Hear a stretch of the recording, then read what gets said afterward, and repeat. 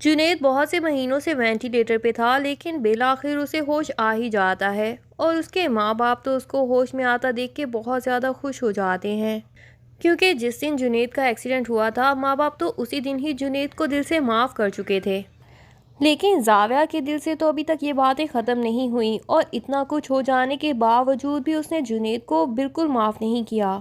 इसीलिए जब जुनैद के बाबा जाविया को ये खुशखबरी सुनाते हैं कि जुनैद होश में आ गया है और डॉक्टर से उसे घर ले जाने की परमिशन भी दे दी है, तो मैं सोच रहा हूँ कि उसके लिए एक 24 घंटे के लिए एक अटेंडेंट रख लूँ, जो कि उसका पूरा दिन ख्याल रख सके।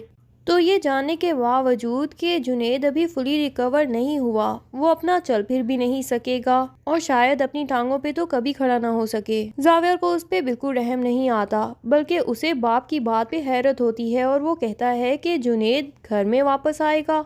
आप उसे घर लाने का सोच भी कैसे सकते हैं? गजनफर हैरान होकर पूछते हैं कि आखिर वो घर नहीं आएगा तो कहाँ जाएगा। लेकिन जावियार तो गुस्से में बाप से कहता है कि वो इस घर में कभी नहीं आएगा, आप उसे कोई और अपार्टमेंट खरीद के दे दें, आप उसके हिस्से की प्रॉपर्टी भी उसको दे दें और उसे उसी अपार्टमेंट में शिफ्ट करें और वहीं पे उसके लिए जो अटेंडेंट रखना है या जो फैसिलिटीज़ देनी है वो उसे दे दें। उसका ख्याल तो अटेंडेंट ने ही रखना है, तो उसे घर में होने की क्या ज़रूरत है, वहाँ अकेला भी आराम से रह सकता है।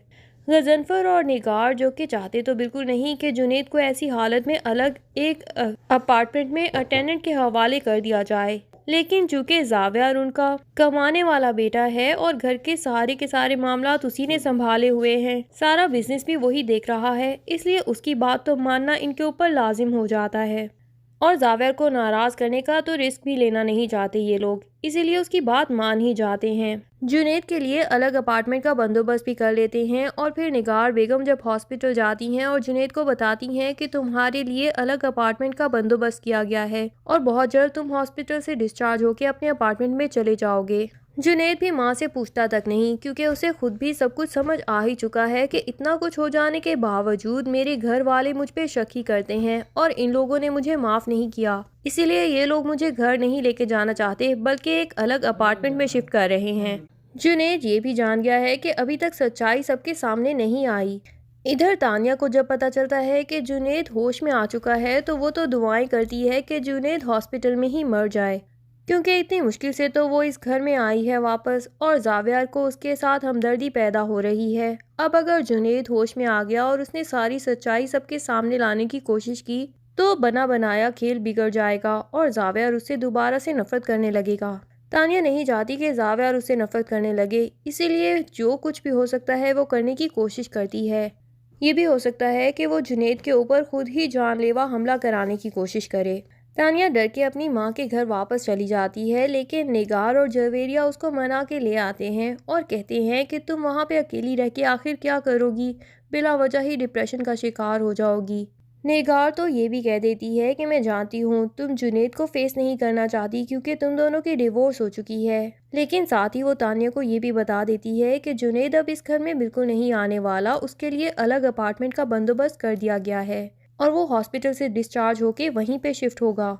और बड़ी ही हैरत की बात है कि निगार और जवेरिया को तानिया की तो फिक्र है कि कहीं वो अकेले रह के डिप्रेशन का शिकार ना हो जाए, लेकिन अपने सगे बेटे या सगे भाई की फिक्र नहीं इन लोगों को। और जुनैद को अलग अपार्टमेंट में यूं रहते हुए देखना भी इनके लिए थोड़ा सा भी मुश्किल नहीं। हालांकि जुनैद तो अब शायद चल भी ना सके और पूरी तरह दूसरों पर डिपेंडेंट हो जाए, बजाय इसके कि ऐसी हालत में जुनैद को हौसला दें कि तुम्हें अकेला महसूस करने की ज़रूरत नहीं, तुम हम सब घर वालों के साथ हो। ये लोग उल्टा तानिया को हौसले दे रहे होते हैं कि आप बिल्कुल अकेला महसूस ना करें, हम आपके साथ ही हैं। दूसरी तरफ दुरे नायाब भी मोटी खोपड़ी है, इसे जिस चीज़ से रोका जाता है वो ही करती है।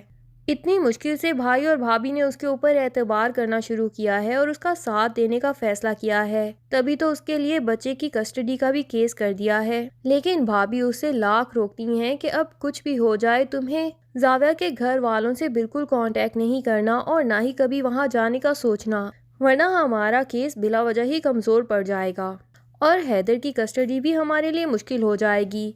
लेकिन जैसे ही दुरे नायाब को पता चलता है कि जुनैद भाई का बुरा एक्सीडेंट हुआ था और अब वो हॉस्पिटल में हैं और बड़े दिन बाद कॉन्शियस में आए हैं, तो वो तो फौरन पहुंच जाती है हॉस्पिटल में उनका पता मालूम करने। वो जुनैद से माजरत भी करती है कि मुझे तो पता ही नहीं चला कि आपके साथ इतना बड़ा हादसा पेश आ गया है, वरना मैं पहले ही आपसे मिलने के लिए आ जाती। और फिर ये भी बताती है कि हालात वैसे के वैसे ही हैं, सबको हम पे शक ही है। उन लोगों को मेरी बेगुनाही पे बिल्कुल यकीन नहीं और ना ही मुझे हैदर से मिलने देते हैं ये लोग। और वो जुनैद को बताती है कि मैं तो आपके बारे में भी यही सोचने लगी थी कि शायद आप अपने घर वालों से मिल गए हैं और मेरी कॉल्स बिला वजह ही अटेंड नहीं करते, लेकिन अब जब मुझे पता चला है कि आपके साथ तो इतना बड़ा हादसा पेश आ गया था और आप इतने दिनों में कोमे में थे, तो मुझे बहुत ज़्यादा अफसोस हुआ। इसीलिए मैं आपसे मिलने के लिए फ़ौरन पहुँच गई। और साथ ही जुनैद को तसल्लियाँ देती है कि मैं आपके लिए बहुत ज़्यादा दुआएं मांगूंगी अल्लाह ताला से कि आप बहुत जल्द सेहत याब भी हो जाएं और अपने पाँव पे खड़े हो जाएं।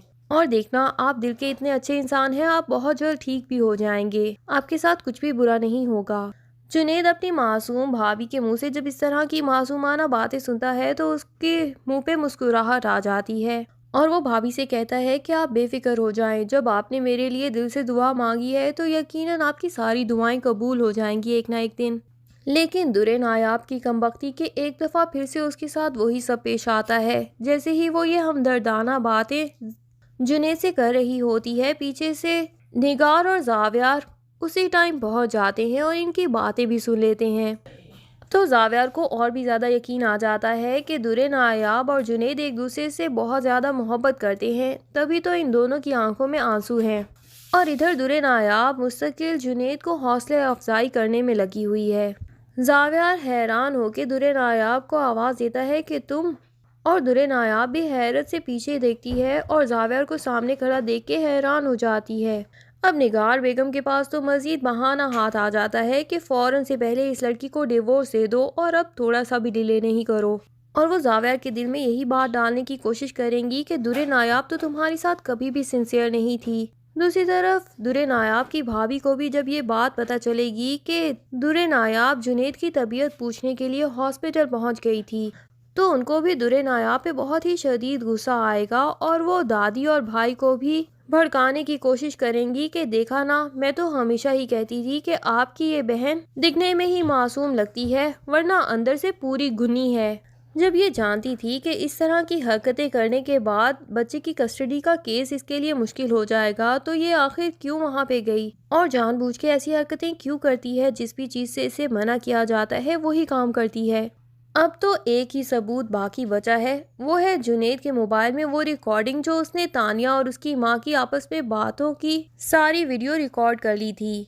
अब अगर जुनैद का मोबाइल महफूज है तो यकीनन होश में आने के बाद वो जब भी ये रिकॉर्डिंग खोल के देखेगा तभी उसके माइंड में आएगा कि उसे जल्द अज जल्द सब घर वालों को ये रिकॉर्डिंग दिखा देनी चाहिए। और तानिया के मुंह से ही वो बातें सुनने के बाद सब घर वालों को जुनैद की बेगुनाही पे यकीन आने वाला है। लेकिन ऐसा होने में अभी कितना टाइम बाकी है, ये सब जानने के लिए ड्रामे की नेक्स्ट एपिसोड्स का इंतजार कीजिए। तब तक के लिए अल्लाह हाफिज़। वीडियो पसंद आए तो लाइक एंड कमेंट ज़रूर कर दें और चैनल को सब्सक्राइब करना ना भूलिए। Thank you.